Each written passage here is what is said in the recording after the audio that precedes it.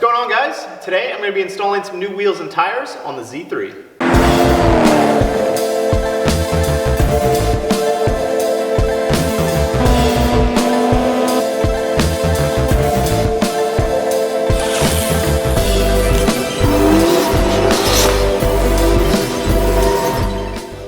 Alright boys, so it's time to finally start some real mods to this car. So first up, we're going to be doing wheels and tires. But before that, I need to fix the height a little bit. So I don't know if you can tell, but the back is a little bit too low. So the back is about a ½ inch lower as far as tire gap compared to the front. And when you're in it, you can kind of tell like the front's a little too high. It's actually probably about level as far as the body goes to the ground. But I really like to have a little bit more rake on my cars. And also I know that with these new wheels, once they come out, because they will be sticking out much more, it will totally hit the fender. You can't really see it, but currently the tire is like even with the fender in there. So I'm gonna first raise that up a little bit. I just gotta add some spacers back in because I took all of the collars out in the rear under the spring, so I'll add those back in. And once I get that done, I will throw the new wheels and tires on. They are currently in the E46, so I've just got the tires in today and got them mounted same day, which is pretty awesome. So I will throw those on and we'll see how it looks. Really quick, I want to thank today's sponsor, Fixed, the car repair sensor that lets you know what's wrong with your car. It also can give you cost estimates, maintenance reminders, and can manage multiple vehicles, which is really helpful if you're someone like me. It's normally $60, but if you use my link below, you can have it for just 20 bucks and free shipping.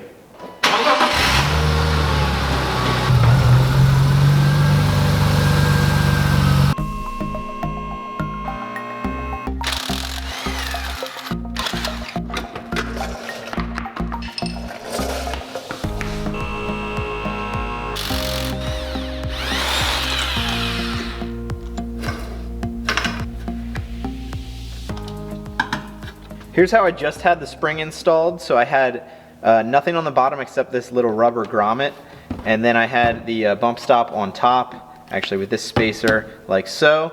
Now I'm going to be adding the threaded mount back in with just one of the collars here because I measured I want about another ½ inch, and that's exactly what this is. So now I don't need this rubber grommet, I just need this little spacer. That will go on like that. What I will do this time is I'll trim down my bump stop a little bit, because before I know that the top of this threaded cylinder was hitting the bump stop. That was when I didn't have this piece in here, so it should be a little better. I just want to cut this down a little bit so I reduce the risk of it hitting this part of the cylinder.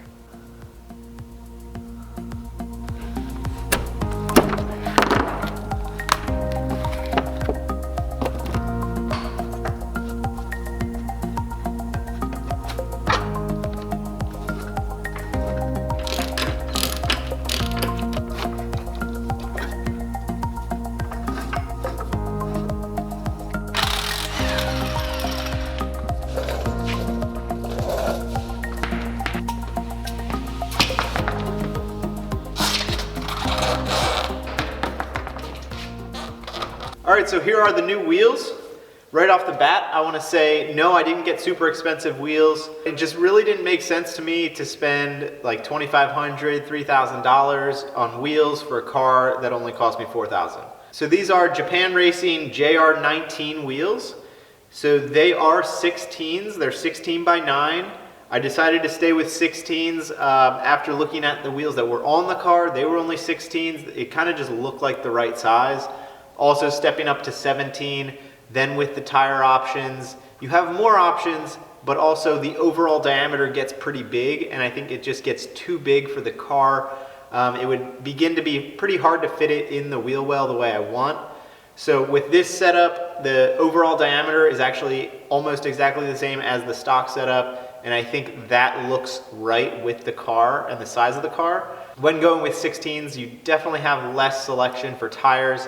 I would have liked to do something wider. So these are 245/50 16s. 245 is going to be plenty, I think, for now. Definitely for now for the power I have. And the car is really small and pretty light.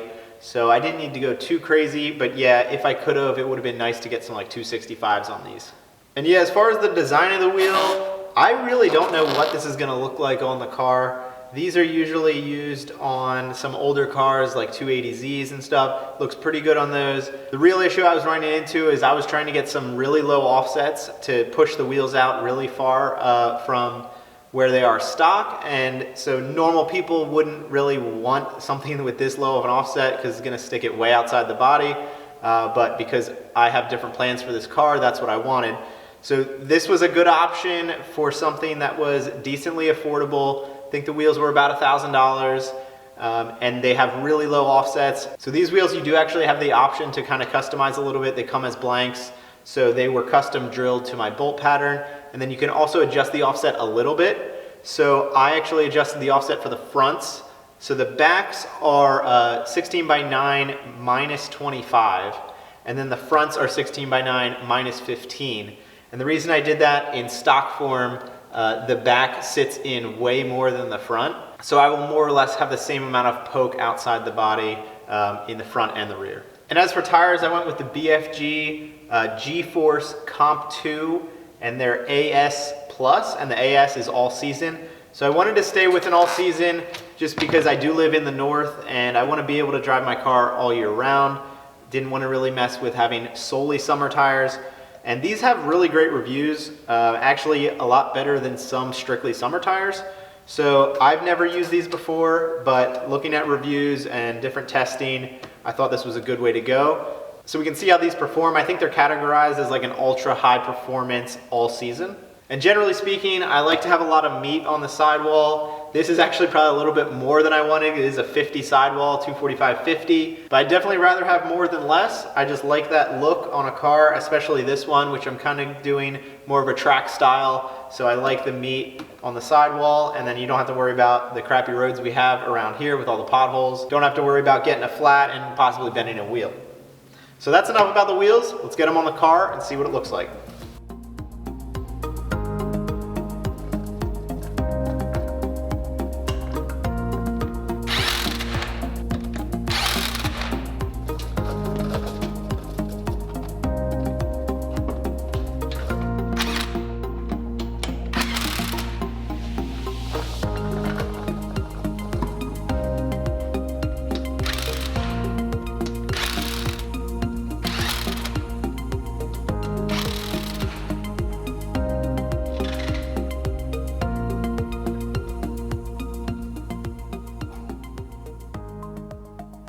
All right, so here it is with the new wheels. So I'm actually really surprised. I like the way the wheels look with the car. And as you can see, I have some perfect fitment here. So I'm right on the fender. It's not too much on the fender. I could roll the car, but yeah, it is pretty much resting on the fender in the front. And the rear does have a little bit of room, like a 1/4 inch. So it's good that I did raise the rear a little bit, because it would have been totally hitting the tire. So I do think that I'm pretty close to my ideal ride height right here. So obviously I'm gonna be cutting a whole lot out of the front. Clearly I can't turn at all right now, but I do believe this is the ride height I want. This car's kind of funny because even when, you know, it's so low at the wheel wells, the car itself really isn't that low. And that's why I don't want to really go any higher than this. So I'll just be cutting everything and building everything to fit this height. But yeah, generally I'm really happy with how the wheels look and the meatiness of the tires. I think it really goes pretty well. I'm happy I stay with the 16s. I think the 17s would have looked way too big on this car. So if you haven't figured it out yet, yes, I will be building some type of a wide body for this car. You know, not exactly the style of the Mustang here. I'm gonna go a little bit different. And I'll admit, I don't totally know what I'm gonna do yet. I've been thinking about a lot of different things. I have a few styles that I really like. So the front is about 2 3/4 on each side. So 5.5 inches overall, wider than the fenders. And the back is almost the same. I think the back is about 2.5 inches on each side. So 5 inch total out of the fenders. So way more than stock because the rears were super inset. It looked really bad. And I did get some materials to start prototyping, some fenders for the front and the rear. So that will be up next time. But until then, let me know what you guys think of the new setup.